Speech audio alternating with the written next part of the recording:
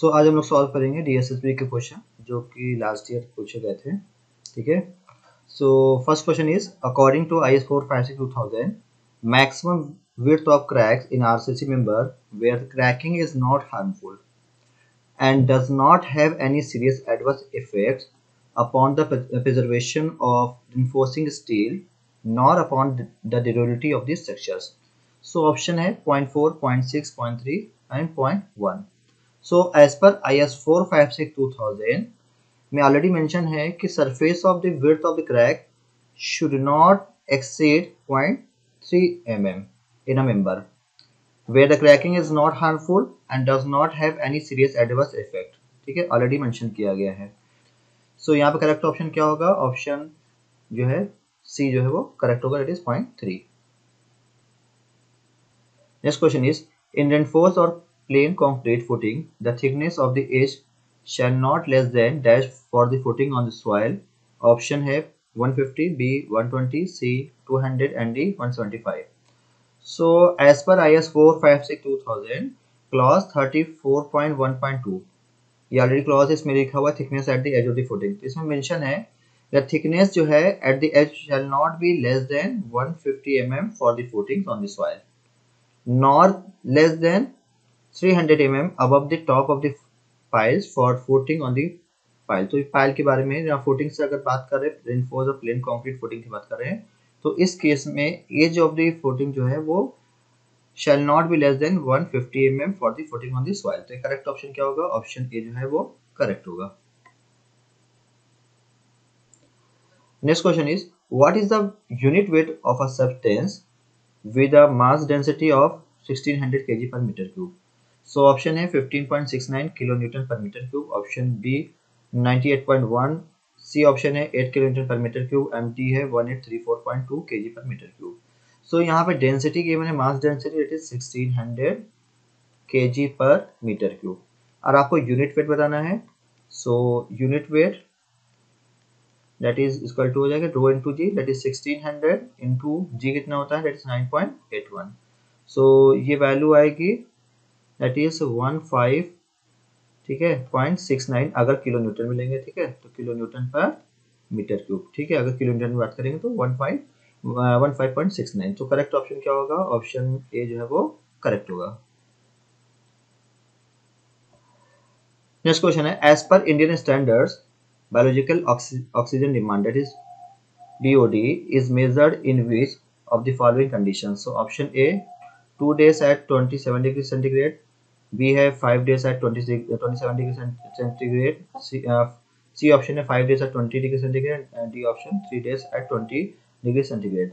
So as per Indian standard, that is BOD is measured in which of the following condition? Condition क्या होती है? that is 5 days और temperature कितना होता है? 20 डिग्री सेंटीग्रेड, ठीक है। सो करेक्ट ऑप्शन क्या होगा? ऑप्शन सी जो है वो क्या होगा? करेक्ट होगा। Next question is according to IS 1498 the rounded और angular rock particle passing through 4.75 mm and retaining on 20 mm is classified as, option है कोर्स सैंड, बी है फाइन ग्रेन, सी है मीडियम सैंड एंड डी है silt. So याद रखिएगा greater than 300 mm अगर particle size है तो वो होता है डेट इज बोल्डर, ठीक है। 300 mm से लेकर 80 mm का अगर पार्टिकल साइज है तो होता है कोबल्स, 80 mm से लेकर 4.75 के बीच में होता है तो डेट इज ग्रेवल, 4.75 mm से लेकर that is 2 mm तक अगर है तो that is core sand, and 2 mm से लेकर 0.4 to 5 mm के बीच का अगर पार्टिकल साइज है तो होता है मीडियम सैंड, एंड अगर 0.4 to 5 mm से लेकर 75 माइक्रोन है that is fine sand, and 75 micron से लेकर 2 माइक्रोन तक है that is silt, and less than 2 micron है तो होता है that is क्ले। सो यहाँ पे है 4.75 mm से लेकर 2 mm, मतलब पास हो रहा है 4.75 पर और रिटेन कर रहा है 2 mm के बीच में। तो कौन सा होगा? इट इज कोर्स हैंड होगा। तो करेक्ट ऑप्शन क्या होगा? ऑप्शन ए जो है वो करेक्ट होगा। नेक्स्ट क्वेश्चन है, if capital L is the major length of the line, small c is correction per tape length, small l is the designated length of the tape, then the correction for absolute length CA of the tape is calculated by, so question है T12SB JEE 2019 में question पूछा गया है। so correction for absolute length that is C is equal to होता है that is C upon small l multiplied by S capital L, ठीक है। तो करेक्ट ऑप्शन क्या होगा? that is ऑप्शन C जो है वो करेक्ट होगा। Next question is, what is the discharge of water flowing over a rectangular notch of 2 meter length, where the constant head over the notch is 300 mm, taking the coefficient of discharge is 0.6. So यहाँ पे discharge find करना है, discharge of water flowing over a rectangular notch की बात कर रहा है, ठीक है। तो Q इक्वल टू होता है that is 2/3 CD multiplied by that is L multiplied by under root 2G multiplied by H की power that is 3/2। So 2/3 CD की वैल्यू कितना है? Coefficient discharge that is 0.6। L की वैल्यू कितनी given है? That is 2 multiplied by that is 2 into G की value होती है 9.81 and head of the water कितना है? That is 300 mm, that is 0.3 अगर मीटर में लेंगे तो आपकी पावर 3/2 हो गया, ठीक है। तो सॉल्व करेंगे तो ये वैल्यू आएगी दैट इज 0.582 मीटर क्यूब पर सेकेंड। सो ऑप्शन सी जो है वो क्या होगा? करेक्ट होगा। नेक्स्ट क्वेश्चन है, which of the following is not the type of meridian? Option है एंगुलर मेरिडियन, बी है आर्बिट्रेरी मेरिडियन, सी है ट्रू मेरिडियन और डी है मैग्नेटिक मेरिडियन। सो ये क्वेश्चन पूछा गया DSSB JEE 2019 में। सो यहाँ पूछा गया कौन सा जो है वो मेरिडियन नहीं है इनमें से, ठीक है। तो मैग्नेटिक मेरिडियन भी होता है, ट्रू मेरिडियन भी होता है, आर्बिट्रेरी मेरिडियन भी होता है। तो यहाँ पे कौन सा नहीं होता है? एंगुलर मेरिडियन कुछ नहीं होता है। तो करेक्ट ऑप्शन क्या होगा? यहाँ पे ऑप्शन ए जो है वो करेक्ट होगा। नेक्स्ट क्वेश्चन है, which of the following is not the type of scale? Option vernier scale, B है प्लेन स्केल, सी है स्केल ऑफ कॉर्ड, डी है टाइप्स ऑफ चेन। सो यहाँ पे सारे गिवन है ऑप्शंस और पूछा गया कौन सा टाइप ऑफ स्केल नहीं है। तो वर्नियर स्केल भी होता है, प्लेन स्केल भी होता है, स्केल ऑफ कॉर्ड भी होता है, तो स्केल ऑफ चेन कुछ नहीं होता है। तो यहाँ पे करेक्ट ऑप्शन क्या होगा? ऑप्शन डी जो है वो करेक्ट होगा।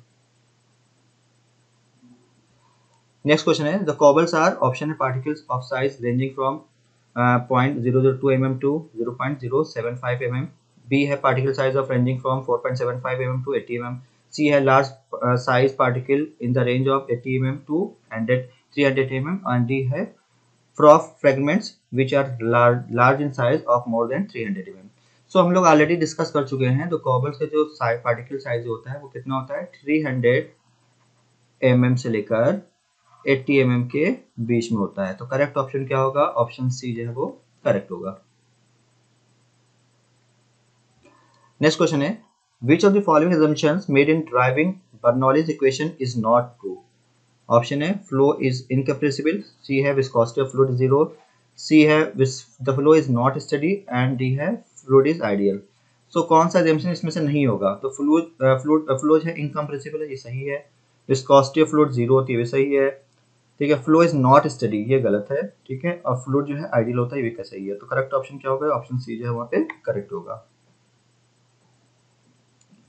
नेक्स्ट क्वेश्चन है, the cylinder strength is found to be invariably the cube strength for the same quality of concrete. Option है higher than, same as, zero, lower than. DSSB JEE 2019 में question पूछा गया है।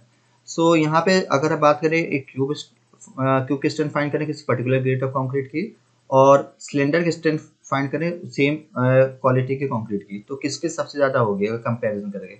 तो concrete cube की ज्यादा होती है, एज कम्पेयर टू सिलेंडर। तो जाहिर सी बात है सिलेंडर की हमेशा कम होगी, ठीक है। तो करेक्ट ऑप्शन क्या होगा? That is lower than. तो ऑप्शन डी जो है वो करेक्ट होगा।